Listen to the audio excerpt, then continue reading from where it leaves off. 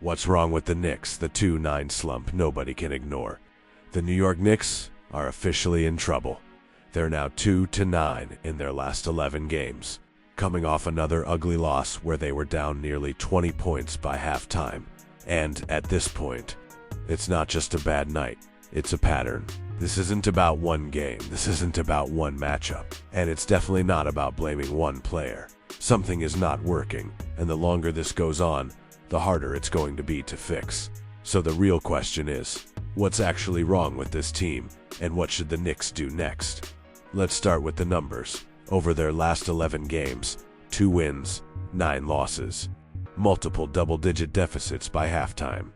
A defense that has fallen near the bottom of the league during this stretch. That's not a slump, that's a system breakdown. Good teams lose games. They don't consistently look out of it early. That's the most concerning part.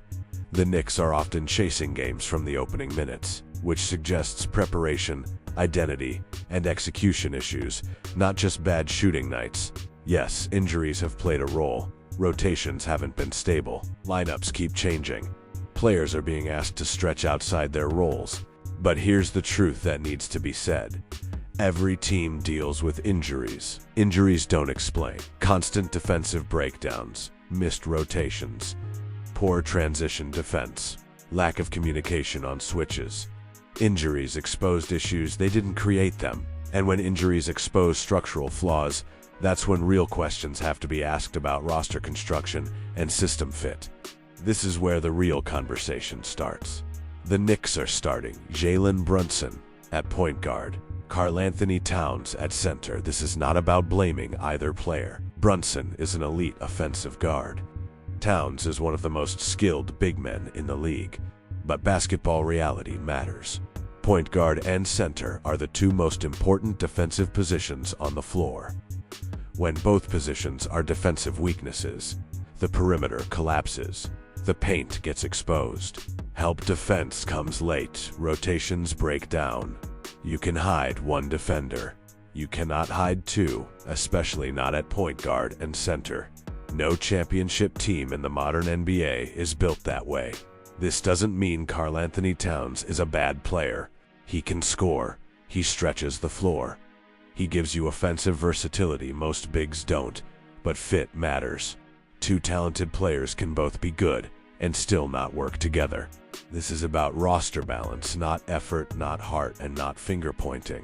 And it's starting to show in how easily teams attack the Knicks defensively, especially late in halves and late in games. Another uncomfortable truth. The system doesn't look settled under Mike Brown. Offensively, too much isolation, not enough off-ball movement. Late clock possessions that break down into forced shots. Defensively, no clear identity, switching without communication, help arriving late or not at all.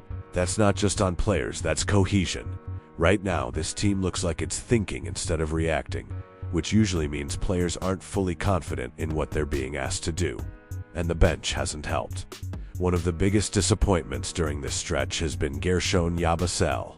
He was supposed to be a bright spot off the bench, a physical presence, energy, toughness, and defensive versatility.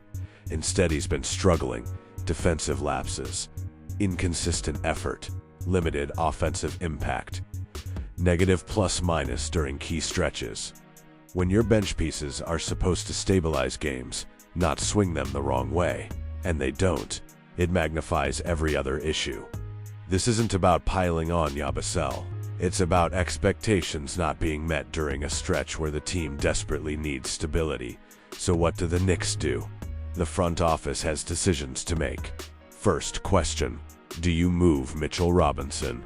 If you keep Towns, you might need a more switchable big. Someone who can protect the rim without hurting spacing. Second question, do you move Karl-Anthony Towns? Not because he's bad, but because balance matters. If the Knicks can get back a scorer who also defends, a wing who can guard multiple positions, or a defensive anchor who fits Brunson better, that could actually improve the team's structure. Sometimes subtraction creates clarity. Right now, the biggest issue is identity.